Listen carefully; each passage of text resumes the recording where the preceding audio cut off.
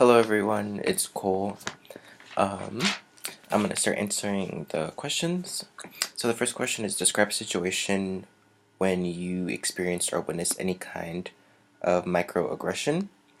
And what comes to mind for me is like back in high school, or even like middle school, you'll hear things, or I'll hear things such as like, oh, you're cute for a black guy, or you're cute for like a black boy, which kind of like brings up this notion of them thinking that I'm cute for a black person, and it means that they generally think that black people are ugly, but I'm this one exception, so they felt the need to compliment me because I appear to be cuter than other black people, which they deem as ugly.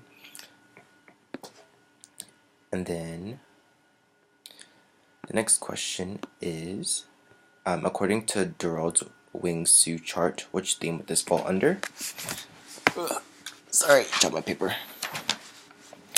And I think the theme that I was looking at the chart and it didn't seem like this specific microaggression that I had didn't really fall under anything. But, however, when these instances occur and someone did say, oh, you're cute for a black guy, then I'd be like, well, your comment is racist because it means that, again, they deem most black people ugly and I'm just the exception. And then they'll say, well, I'm not racist, I have a black friend, or I'm not racist, my neighbor's black, how could I be racist? And then that falls under the theme of denial of racism because they're denying that they could possibly ever be racist.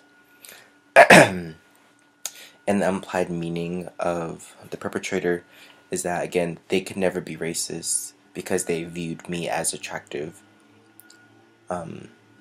for a black person, and again, them saying that they can't be racist. There's no possible way they could be racist because they have black friends, but you can still have black friends, have black neighbors, but make anti-black and racist comments towards black people.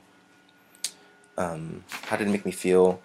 When I hear comments like that, it's kind of like a backhanded, confusing compliment, because on one hand, they're saying, oh, you're cute, or you're handsome, or you're attractive, but on the other hand, when you hear the for a black guy or for a black person, it means that, again, that they view black people as ugly. So it's like, oh, thank you for giving me this nice compliment, but on the other hand, I understand that you're viewing black people collectively as ugly. So it's like, it doesn't make me feel good that you're subconsciously putting down other black people.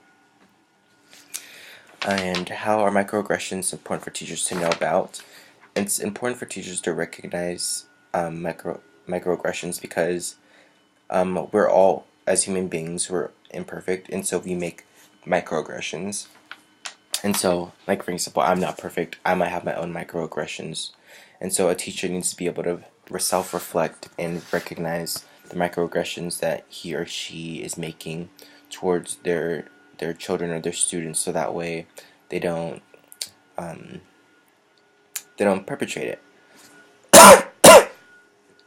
So for example, if a teacher gets a new student from China, it wouldn't be correct or wouldn't be appropriate for the student to automatically assume that this child doesn't speak any English, or that this child only eats with chopsticks, or this child, I don't know, has no like cultural awareness of American lifestyles, when the teacher has no idea, but the teacher is just automatically assumed that this child is from China, so this child is only speaking Chinese, is only using chopsticks, is only eating Chinese food.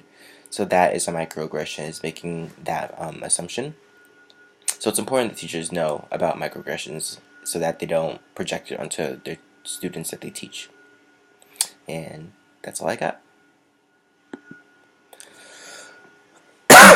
Sorry.